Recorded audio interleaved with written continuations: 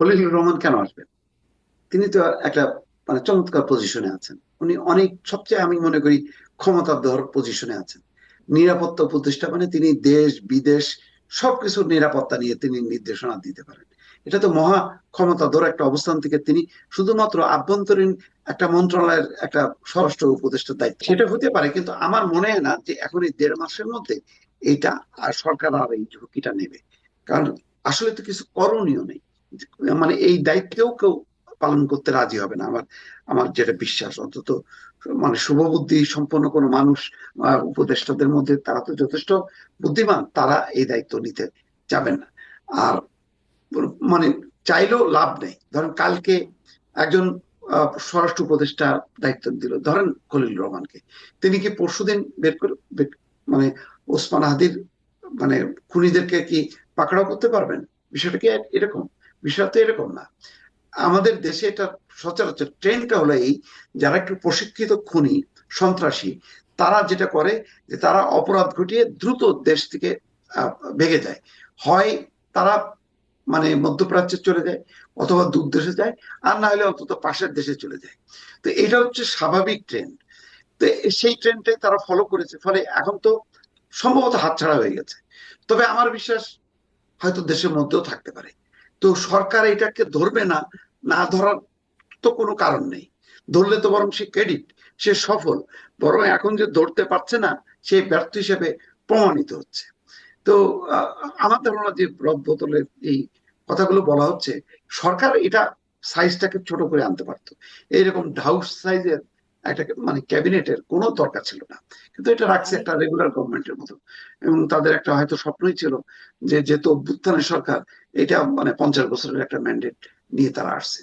তো এখন ঘটনাক্রমে আর সামলাতে পারছে না, দেখছে যে হুম, পরিস্থিতি নাজুক। সুতরাং নিজেদের নিরাপত্তা বা ছেড়ে দে মা কে দে বাঁচি, এই ধারণার বশবর্তী হয়ে তারা হয়তো নির্বাচনটা ইচ্ছা অনিচ্ছার বিরুদ্ধে তারা দিচ্ছে। এই হচ্ছে পজিশন। যে প্রশ্নটি আপনি করেছেন এটি মোস্তফা ফিরোজ খুবই ভালোভাবে উত্তর দিয়েছেন। আসলেই তো নতুন স্বরাষ্ট্র উপদেষ্টা দরকার আছে কিনা এটি একটি প্রশ্নের বিষয়। যেটি দরকার সেটি হচ্ছে স্বরাষ্ট্র উপদেষ্টাকে আহ ভালোভাবে তার কাজ পরিচালনা করার জন্য আহ সুযোগ দেওয়া, এবং মন্ত্রী পরিষদের উচিত স্বরাষ্ট্র উপদেষ্টার কাছে তারা কি চাইছেন সেটি তাকে ভালো করে জানানো। আমি লক্ষ্য করেছি যে স্বরাষ্ট্র উপদেষ্টা অনেক ক্ষেত্রে যেসব সিদ্ধান্ত নিয়েছেন আমার কাছে মনে হয়েছে এই সিদ্ধান্তগুলি তিনি নিজে থেকে নেন নাই, তাকে বলা হয়েছে তিনি নিয়েছেন। তো এই কারণে আমি মনে করি যে উনি একজন লেফটেন্যান্ট জেনারেল, কিন্তু এমনি এমনি তো আর লেফটেন্যান্ট জেনারেল হয় না আর্মিতে। ফলে আমরা তার কথাবার্তা শুনে তাকে অনেক সমালোচনা করি, এটা যেমন ঠিক এটাও কিন্তু ঠিক যে একজন লোক এমনি এমনি লেফটেন্যান্ট জেনারেল হয় না।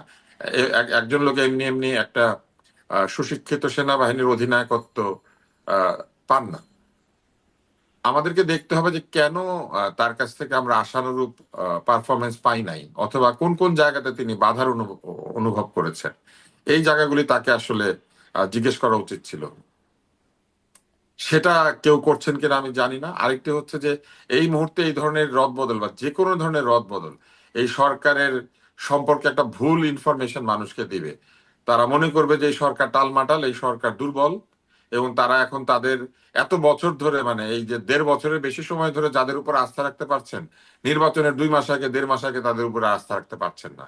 এই কারণে আমি মনে করি যে এই মুহূর্তে মানুষ বদল করার চাইতে নীতি বদল করা জরুরি, অর্থাৎ নিরপেক্ষ আচরণ করা জরুরি। নির্বাচনের উপলক্ষে যে পরিবেশ তৈরি করা দরকার সেই পরিবেশ তৈরি করার লক্ষ্যে নিরাপত্তা ব্যবস্থাকে ঢেলে সাজানো দরকার। এই কাজগুলি করলে আমার মনে হয় না ব্যক্তি বদল করার কোনো প্রয়োজন আছে। তিনি তো গোটা নিরাপত্তার উপদেষ্টা, সেখান থেকে উনি কেন পুলিশে নেমে আসবেন, তাই না? এটা তো নেমে আসার কোনো প্রয়োজন নাই। না, বুঝলাম। এগুলো যতই আমরা বলি এক্সটেনশন, ধরেন আপনি একটি বাড়ির মালিক, আপনি ওখানে সবকিছু আপনার, কিন্তু আপনি কাপড় ধোন, ঘর মাজেন, মানে বাসন মাজেন এবং ঘর মোছেন।